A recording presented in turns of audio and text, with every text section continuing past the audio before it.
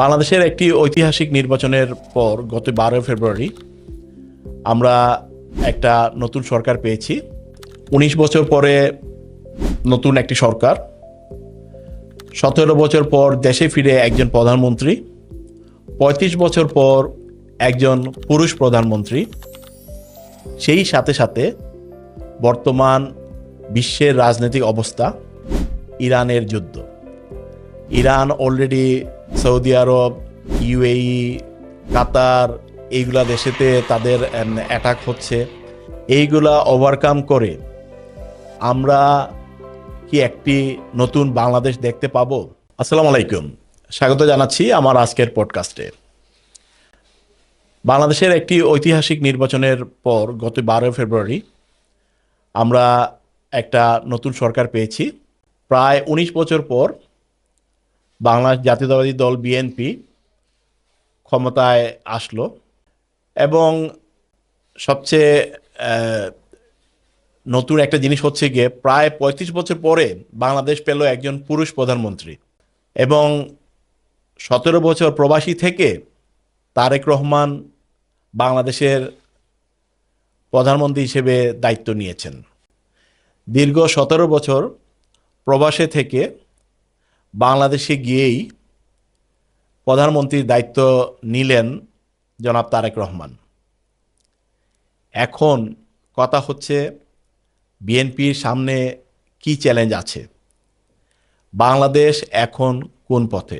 সাল 2000 থেকে basically almost গত যেহেতু 19 বছর বিএনপি ক্ষমতায় ছিল না, সো আমরা এখন 2026 সালে আছি। So most of the time 17 বছর যেহেতু আওয়ামী লীগ ক্ষমতায় ছিল, আমাদের যারা এবার অনেক নতুন ভোটারের কাছে বিএনপি একটি নতুন দল বলা যায়, কারণ তাদের কোনো অ্যাক্টিভিটি ছিল না, আসলে করতে দেওয়া হয়নি। গত 17 বছর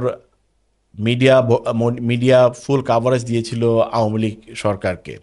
সো অনেকের কাছে এখন বিএনপি বা তারেক রহমান একজন নতুন মানুষ, নতুন প্রধানমন্ত্রী। এখন উনি বাংলাদেশকে কোন পথে নিয়ে যাবেন সেটাই দেখার বিষয়। বাংলাদেশের আগামী পথ চলাতে উনি কি কি চ্যালেঞ্জ ফেস করবেন, আমরা সেই বিষয় নিয়ে আজকে কথা বলবো। ইনশাল্লাহ আমাদের সাথে থাকবেন, আমাদের চ্যানেলটা ফলো করতে থাকবেন। 19 বছর পর বিএনপি আবার ক্ষমতায়। এটা শুধু সরকার পরিবর্তন নয়, এটা একটি মানসিক পরিবর্তন। মানুষ এখন আমরা কি আশা করছি নতুন সরকারের থেকে? আমরা কি গণতান্ত্রিক পরিবেশ ফিরে পাবো? আমাদের মত প্রকাশের স্বাধীনতা কি ফিরে পাবো? নির্বাচনের যে স্বচ্ছতা, যেটা গত 17 বছর বারে বারে দেখেছি আমরা, মানুষজন ভোট কেন্দ্রে গিয়ে ভোট দিতে পারেনি। আমরা কি আগামীতে একটা ফেয়ার ইলেকশন সিস্টেম আমরা দেখতে পারবো? মানুষ যে আমাদের জৈবিক যেটা নিয়মিত যে চাহিদা, একজন নাগরিক হিসেবে আমাদের যে চাহিদা, আমরা সেইগুলা কি ফুলফিল করতে পারবে সরকার আমাদের জন্য? এইগুলো অনেক কিছু এখন আমাদের সামনে। এখন তরুণ প্রজন্ম অনেক অ্যাডভান্স। ফেসবুকের কল্যাণে বলেন, সামাজিক প্ল্যাটফর্মগুলোর কল্যাণে বলেন, মানুষ এখন আগে থেকে অনেক বেশি সচেতন। মানুষের রাইটের ব্যাপারে সবাই খুব ভালো করে জানে তাদের কি রাইট আছে।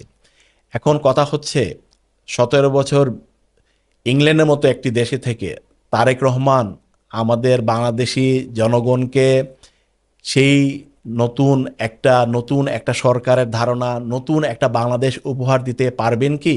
উসমান হাদি একটা ব্যাপারে খুব বেশি হাইলাইটস করেছিলেন, বিদেশিদের প্রভাব আমাদের রাজনীতিতে। এইটা আসলে আমি বলবো যুগ যুগ থেকেই চলে আসছে। এটা যে শুধু যে গত আওয়ামী লীগ সরকার একটা বিদেশি রাষ্ট্র দ্বারা পরিচালিত ছিল এটা বলা যাবে না।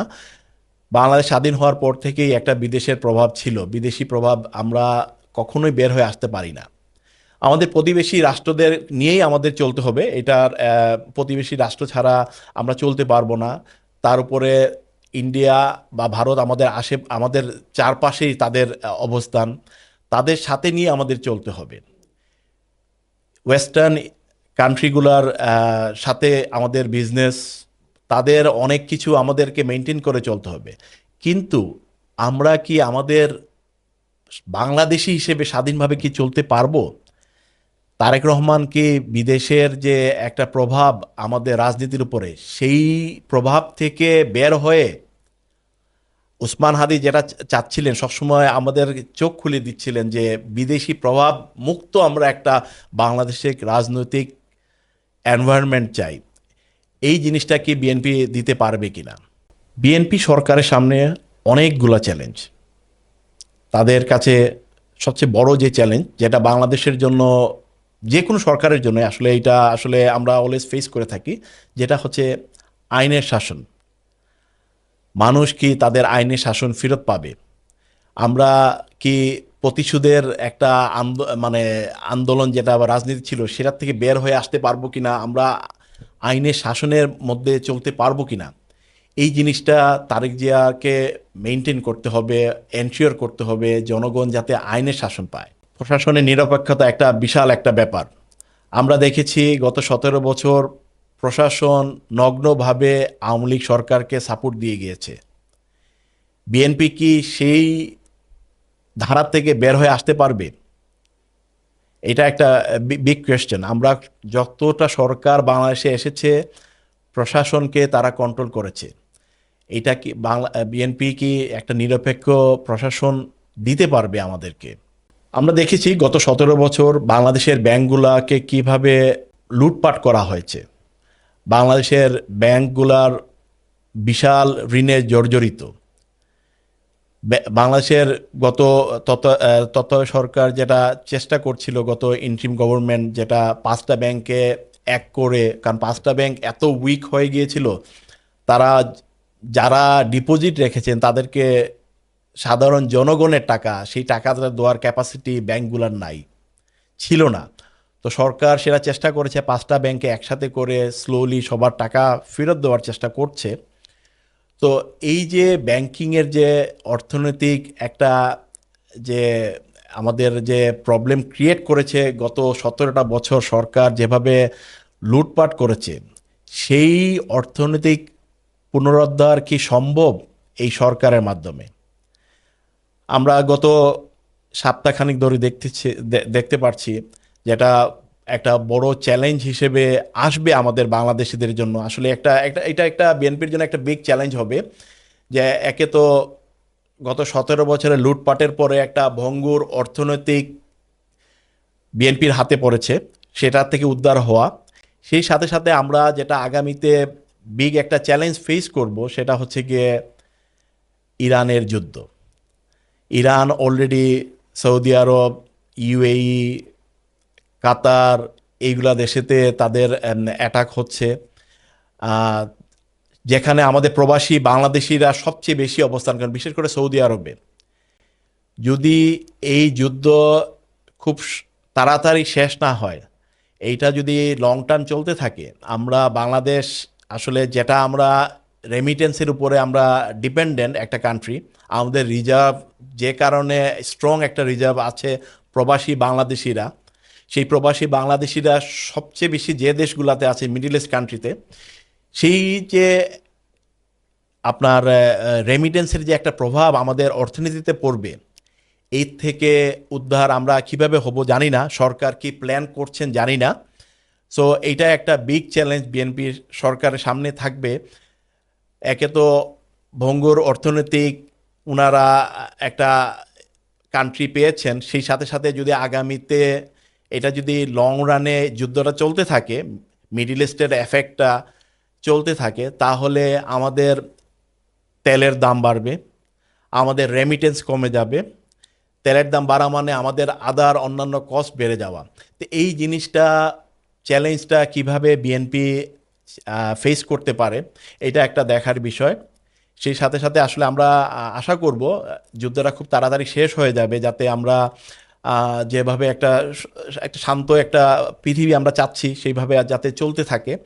না হলে বাংলাদেশের জন্য একটা বিগ একটা চ্যালেঞ্জ আসবে, বিশেষ করে মিডল ইস্ট কান্ট্রি থেকে রেমিটেন্স বন্ধ হয়ে গেলে আমরা অর্থনৈতিকভাবে একটা বড় চ্যালেঞ্জের মুখোমুখি হব। সবশেষে বলতে চাই, 19 বছর পরে নতুন একটি সরকার, 17 বছর পর দেশে ফিরে একজন প্রধানমন্ত্রী, 35 বছর পর একজন পুরুষ প্রধানমন্ত্রী, সেই সাথে সাথে বর্তমান বিশ্বের রাজনৈতিক অবস্থা, এইগুলা ওভারকাম করে আমরা কি একটি নতুন বাংলাদেশ দেখতে পাবো, নাকি শুধু এটা মুখ পরিবর্তনই হবে? সময় বলে দিবে। আপনাদের কমেন্টস জানাবেন, আপনারা কি থিঙ্কিং করছেন, কমেন্টস করবেন। আমার চ্যানেল ফলো করতে থাকুন।